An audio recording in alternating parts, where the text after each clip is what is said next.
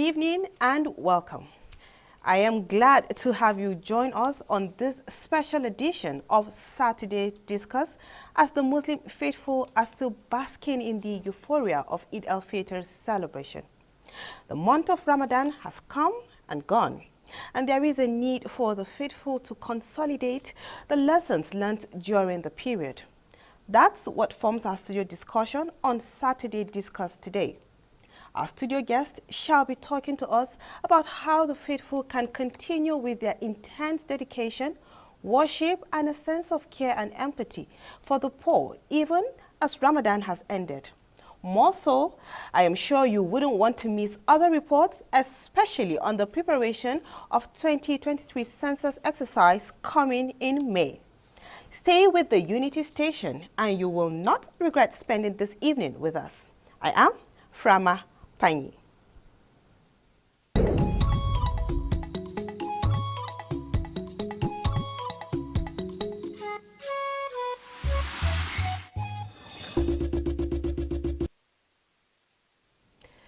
The need for Muslims to maximize the benefits of Ramadan by applying them in their day-to-day activities and contribute meaningfully to national development formed the central Eid al-Fitr message in Nasarawa West Senatorial District. Blessing Elfulani reports. Muslim faithful came out en masse in various Eid grounds in Nasarawa West Zone to perform prayers to Allah for successful completion of Ramadan fast. Royal fathers and stakeholders in their various goodwill messages sued for peaceful coexistence, unity and love, and be obedient to constituted authorities. To live in peace with each other, to love each other, to ensure that the children that God has blessed us with are adequately taken care of in a proper way. To champion the cause of peaceful development, peaceful society, and for the citizen to be respectant of law and order. My message to my people and Nigerians in general is for us to always maintain peace. There is nothing as good as peace in life. My personal message is to everyone across the country, and particularly in this community, to come out and be supportive of the census process. The message that I'm going to send to the peace-loving people of Kenya is they should continue to cooperate with the government, continue to cooperate with the constituted authority so that peace will continue to reign in Kenya. Indulge and called on our people that they should go about celebrating this Eid al-Fitr, peacefully, without any hitches. Eid al-Fitr celebration in Nasarawa West Zone went without a hitch. From Kathy, Blessing Mfulani, NTA News. Fasting in the month of Ramadan is very rewarding. So it is with observing the 6 days fast in the 10th month of the Islamic calendar known as Sitta Shawwal. Aisha Uba Ali puts into perspective the significance and gains occurred to the fasting Muslim in this period. The Islamic calendar has 12 months, just like the Gregorian calendar. Muslim faithful world over look forward to the holy month of Ramadan. So is the way they look forward to the month of Shawwal. While it is Allah's commandment to fast in the month of Ramadan, it is also part of Islamic injunction to fast on Mondays and Thursdays. Another significant fast recommended for Muslims is the fast in the 10th month, known as Sitta Shawwal. How much do you know about Sitta Shawwal? Chief Imam of Area 10 Mosques, Yahya Garba Ayola, who speaks on the significance of the fast. 6 fasting in the month of Shawwal, that is what they call Sitta to Shawwal. It is highly recommendable. It is highly encouraged by Islam. It's highly encouraged by the Prophet ﷺ that whenever whoever fasts for the 30 days or the whole month of Ramadan and followed it with Sitta to Shawwal is equivalent that as if he has fasted for the whole year. That is what he said. And scholars analyze. They said it's just like 30 days for 300 days. and the 6th of Shawwal for the 60 days. You see, we have 360 days in the year. Now, who are to fast Ramadan? No, who are 6th of Shawwal? Who are to fast? You see, everybody is encouraged. It is open. It is open for anybody who can afford, and you can do it consecutively. You can do it 2, 2, 3, 3, anyhow you want it. As much as you are able to do it within the month, it is okay. You are good to go. Just like every other fast, it is a rewarding exercise, as Muslims have been enjoined to carry out the exercise to gain Allah's blessings. Al-Yolawi says the benefits of fasting in the month of Shawwal are enormous. Don't miss it, because if you do that, you are losing, and nobody wants to lose. According to Islamic scholars, anyone who can observe the Ramadan fast can also partake in the Sitta Shawwal fast, which is very flexible. In Abuja, Aisha Uba Ali, NTA News. Thank you very much, Aisha Obali, for that report. Now, as we have told you, today is a special edition of Saturday Discourse, and I have with me a special guest in the studio to discuss leveraging on the lessons of Ramadan fast. And my guest is Dr. Maisuna Mustafa Yaya, the founder of Al-Mustafiya Society of Nigeria. You're welcome. Thank you very much. Thanks for coming on the news. Thank you. You're welcome. Let's get straight into it. Eid al-Fitr celebration. What is the significance? So enormous, so numerous and immeasurable significance that we have when it comes to Eid al-Fitr. If Eid al-Fitr, number one, you discover that it gathers larger number of Muslims. If you compare the 5 daily prayers, each mosque gathers very few numbers. Okay. When it comes to Friday, a larger number.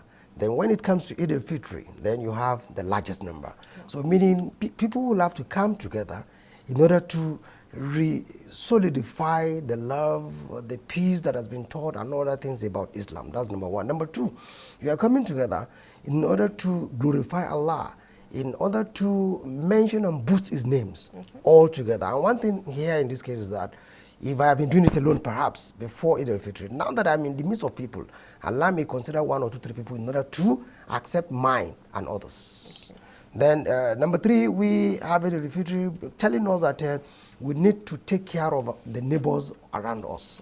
Because we have Zakat al-Fitr during Eid al-Fitr or shortly before, 2 days before, or the last day, which is before Eid al-Fitr. Now, you are extending your charity, your love, your care to others around you, who will also felicitate and remain happy or happier than ever. Okay.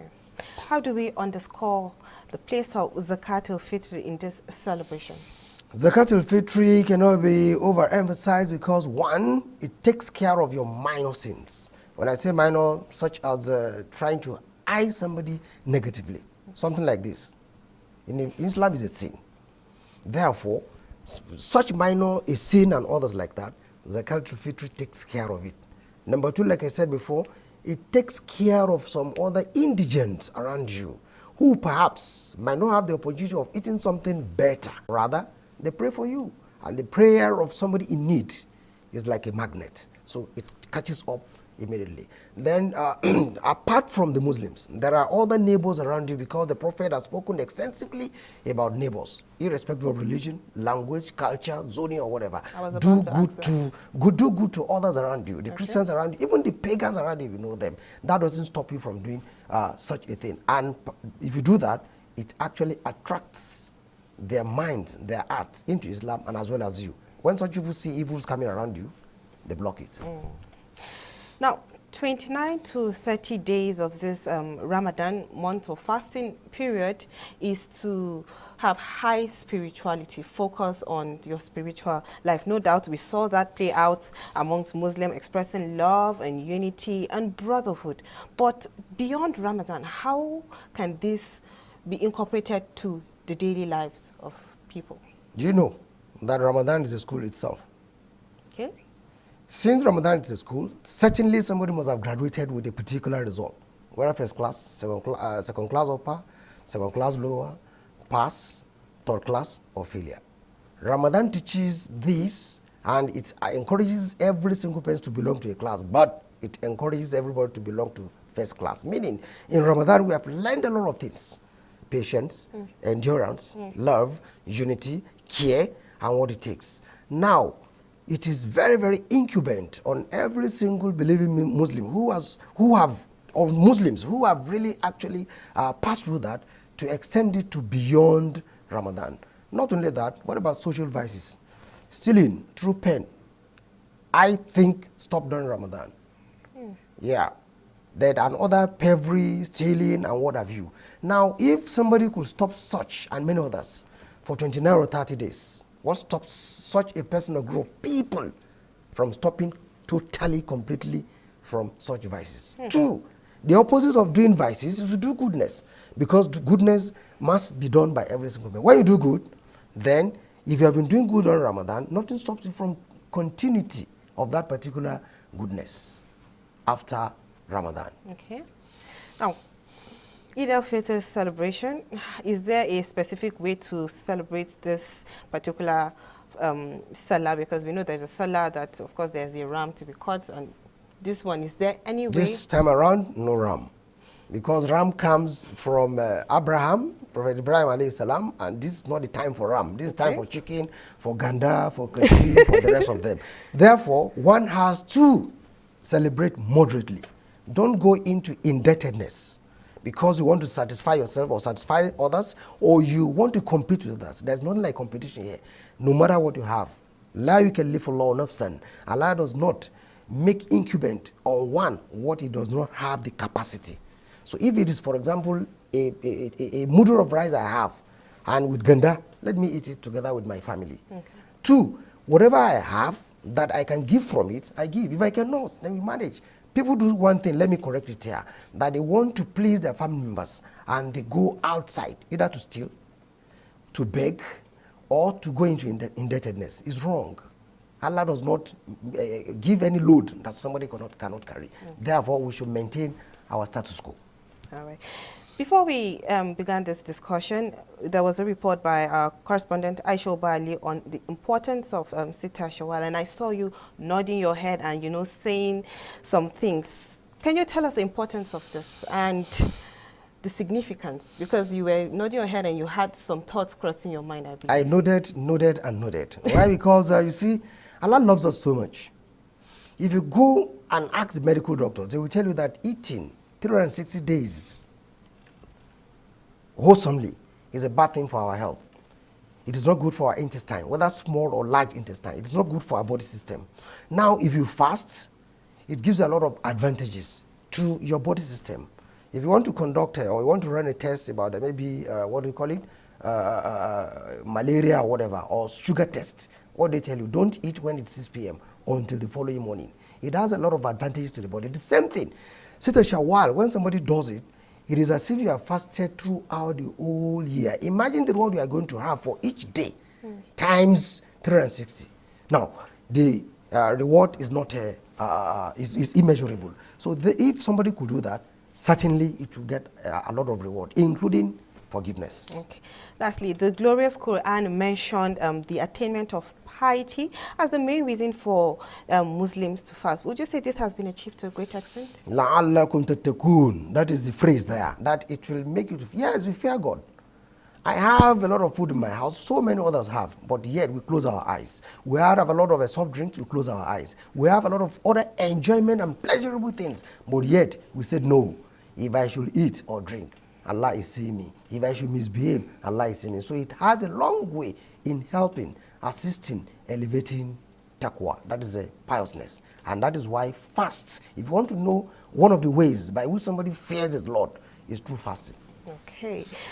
Dr. Maisuna Mustafa Yaya, thank you so much for sharing your thoughts with us on the news tonight. Thank you very much for inviting me. Thanks for coming. Thank you. And now, let's see how some FCT residents took advantage of the public holiday occasioned by the Salah celebration to catch fun. And Francisca Bile visited some recreational centers and brought back this report. Salah celebration was at its peak here in Abuja as residents visited various recreational parks to have fun. I'm here at Magic Land Amusement Park, where a low turnout was recorded. However, fun seekers say they were marveled by the level of activities. The recreational equipment at the park offered both the old and young a variety of options to catch fun with their loved ones. Although I'm a Christian, but I'm here with my family to celebrate the Salah holiday. So I'm here, the children are here to have fun on the rides. It's okay, it's nice. I think it's one of the best places we have in Abuja for now. I'm here to enjoy myself and have a beautiful day. At the Millennium Park, the turnout was also low as only residents vaccinated against COVID-19 were allowed entry. Those who made it in were however not denied of fun as they were involved in fun activities like African basketball, face painting, horse ride, and some playground games. I observe the turnout is not as it used to be, but it could be due to the economic situation of the country. I'm just here to spend some quality time with my family. I came here to celebrate Salah and enjoy staying with family and friends and the experience of getting to know new people. Easy. So for every Muslim friend, brother who started and has finished well, we thank God for them and may God answer their prayers. Large crowd or not, both parents and children here say they are absolutely having fun. And with work not resuming until Tuesday, parks in Abuja are expected to experience more of this. In Abuja, Francisca Bile, NTA News. Irin tashin hankalin da ke biyo bayan yaƙi, babu ruwansa da ko kai wane ne, ƙabilarka ko kuma addininka. Idan yaƙi ya zo, ritsawa ike yi da kowa mai kuɗi ko talaka. An lalata komai, babu sauran abin moriya. Idan aka yi yaƙin basasa a ƙasa, babu wanda ike yin nasara domin kowa sai ya yi asara. A zub da jinin waɗanda ba su ji ba su gani ba, a jefa su cikin masifa babu gaira babu dalili duk a sakamakon yaƙi. Mu baiwa sojojinmu haɗin kai da goyon baya domin ganin sun yi nasara akan aikinsu. Kada mu sake mu yi wani abin da zai ƙara musu matsala akan wacce suke fuskanta. Babu abin da ya fi tattaunawa daɗi. Kada mu sake mu yi abin da zai rarraba kawunanmu. Za mu fi ƙarfi da daraja a dunkule. Nigeria ƙasa ɗaya ce, al'umma ɗaya. Kasancewar mu al'umma ɗaya shine ƙarfi da daraja a gare mu kuma shine abin sha'awa a duniya.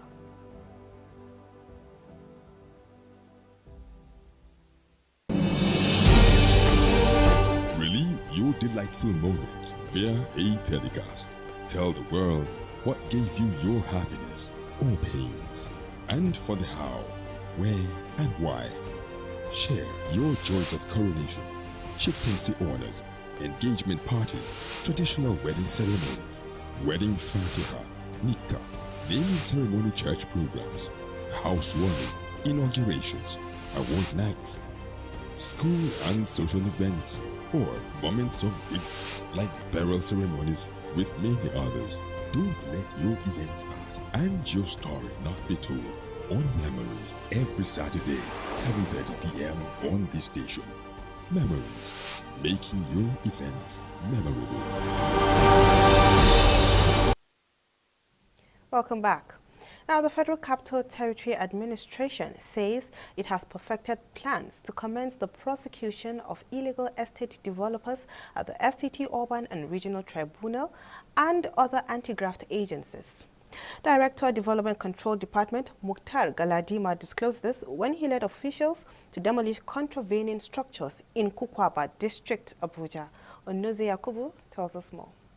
For both government and off-takers, the FCT Development Control Department, otherwise known as Development Police, says activities of illegal estate developers are tantamount to committing economic crimes, which the Economic and Financial Crimes Commission, EFCC, should beam its searchlight on by prosecuting offenders. The city managers have the view that the resources government commit into demolition is huge and cannot be sustained. These affected structures encroach on a reserved green area and waterways. You can visibly see where a floodable plain, marshy area, is being converted to structures.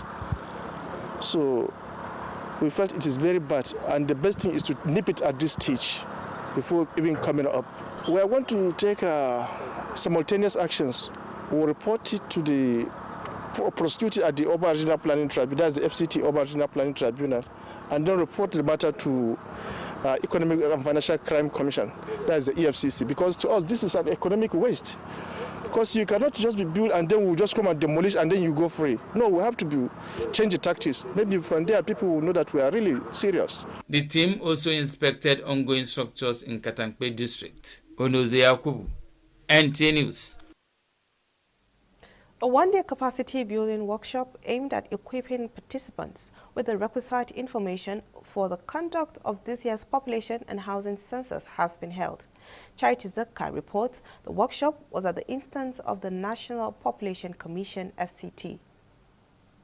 The capacity building workshop for the Publicity Committee FCT chapter had participants intimated on the processes and what citizens should expect. These were done through various presentations. If we don't know the number of people we have in this country on FCT, we will not be able to appropriate school, hospital, the most important thing that is good for our welfare. They just have a misconstrued idea of what the policy is about. But a proper understanding of census would make them realize that it is important for them to be counted because they count. Objectives of the workshop include to improve on the competence of stakeholders, hence the need for the publicity. Their work is to go around FCT, to make advocacy and to make publicity for the sake of census. They too have to be armed, to be informed of the processes of the census. I really want to commend National Population Commission for this workshop, because as a member of the Publicity Committee, you cannot give what you don't have. With the understanding of what a country tends to achieve with the desired data, it is imperative that the entire citizens give the maximum cooperation towards a successful census come 3rd May. Charity Zakka, NTA News. Meanwhile, religious and traditional rulers in the Abuja Municipal Area Council have been tasked on ensuring a hitch-free 2023 census exercise in May. This was at a one-day interactive session at the AMAC Secretariat in Abuja. Deborah Gazajimaika reports.